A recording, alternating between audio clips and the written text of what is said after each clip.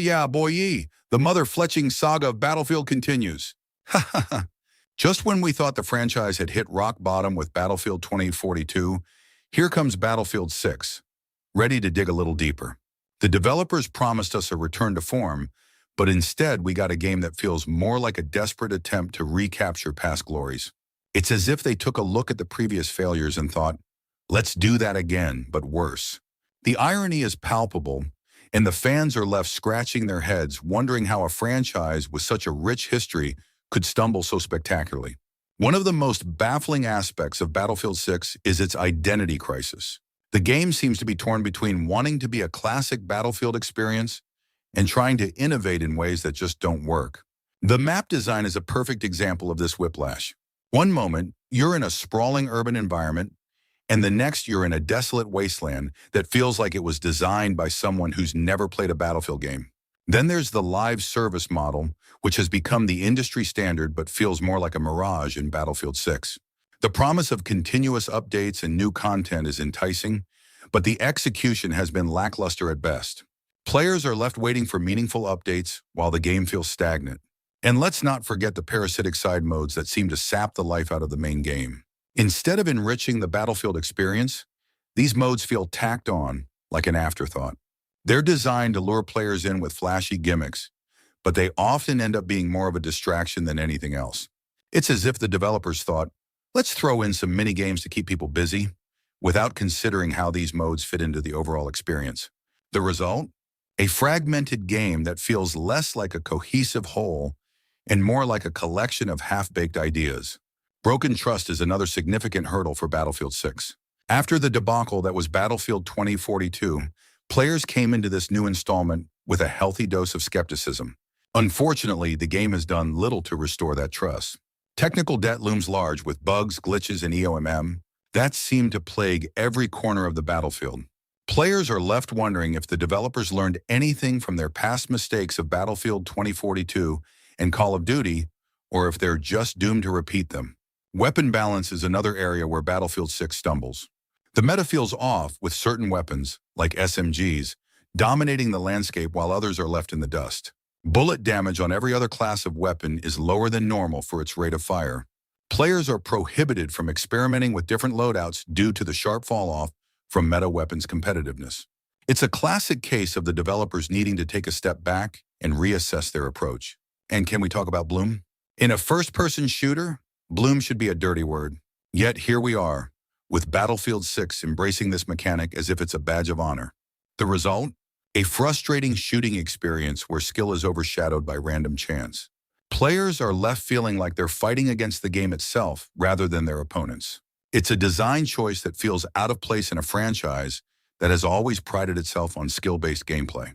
The community has spoken, and they want bloom to be banished from the battlefield once and for all. Technical issues and netcode problems have also plagued Battlefield 6 since its launch. Lag, rubber banding, and connection drops have become the norm rather than the exception. It's infuriating to be in the heat of battle only to have your bullets not register, making it unclear if it's bloom, EOMM, or netcode, or if by design your opponent is a bullet sponge teleporting around. These issues not only ruin the gameplay experience, but also contribute to the overwhelming desire to stop playing Battlefield 6 and return to Call of Duty. As it's hard to enjoy a title that feels like it's constantly fighting against you, and the developers need to prioritize fixing these fundamental issues ASAP. Progression and weapon grind are also hot topics among the community. Players are stuck in a never-ending grind, with unlocks that feel more like a chore than a reward. There is no sense of accomplishment that comes from leveling up. And unlocking new gear is overshadowed by the sheer amount of time it takes. It's a design flaw that leads to burnout. The most devastating discovery and the #1 rage bait topic on the forums, and for good reason, is lowered recoil on controllers when compared to keyboard and mouse.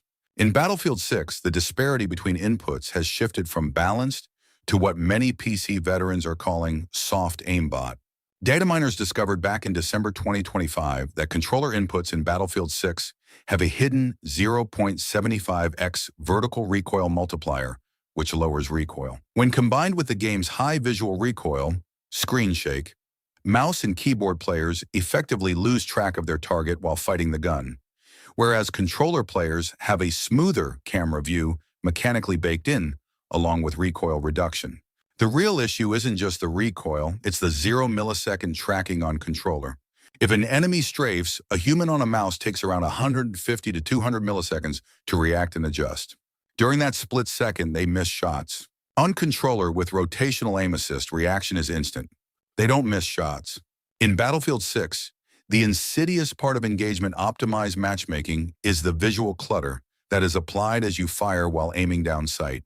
This visual clutter filter isn't a single setting you toggle, but rather the collective result of how the game handles camera shake, muzzle flash, and particle effects. Smoke and debris during sustained fire. As of February 13, 2026, there is a massive disparity in how this affects different players. This is the nature of how EOMM works. The advantage leans heavily toward controller players due to how visual clutter interacts with the aiming systems. On PC, when ADSing and firing, the visual noise, the jumping of the gun's iron sights, the smoke from the barrel, and the debris from the environment is worse than on console, and was a physical barrier. While the controller player sees the same mess, they have rotational aim assist, which auto-tracks the hitbox of the enemy player instantly, removing the need to worry about this physical barrier. This is cheating. Ultimately, visual clutter filtering needs to be removed for everyone. Unfortunately, that won't happen in the upcoming update. Finally, the biggest, most easily avoidable failure of Battlefield 6 has to be the map design overcorrection. Instead of learning from the mistakes of Battlefield 2042, the developers seem to have swung the pendulum too far in the opposite direction. The maps lack the thoughtful design and strategic depth that fans have come to expect. The result is a collection of maps that feel uninspired and frankly boring. If they had just taken a page from Battlefield 1, 3, or 4, they might have created something truly special. Better yet, had they shown the competency as a Battlefield developer, it would have been more profitable to simply remaster Battlefield 3 and 4 with improved technical and graphical enhancements. Then incorporate operations from Battlefield 1, the most popular game mode years after release. This mode, a signature for Battlefield 1, combines the chaos of rush and the scale of conquest. If the attackers succeed in the first map, the battle continues onto a second, linked map to complete the operation, along with behemoths. In Battlefield 1, they were primarily used in conquest and operations. These massive vehicles, Airship L-30, Dreadnought, Armored Train, or Char 2C tank, act as a catch-up mechanic, spawning for the team that is significantly behind in score or losing in a match. Would you look at that, game balancing? Years after BF1's release, operation campaigns still garner popularity. These were specific, limited time, or themed combinations of multiple operations, spanning 4+ maps total. This single game mode would have salvaged Battlefield 2042 and Battlefield 6 had they had the competency to recognize what players enjoyed. Someone in the boardroom for BF6 needs to ask, why was this game mode shelved when it drew players to Battlefield 1 years after release? Someone in that meeting must have the boldness to insist on a direction change for BF6. Instead of challenging everything, maybe challenge a real solution by revamping Battlefield 6 to a more acceptable first-person shooter.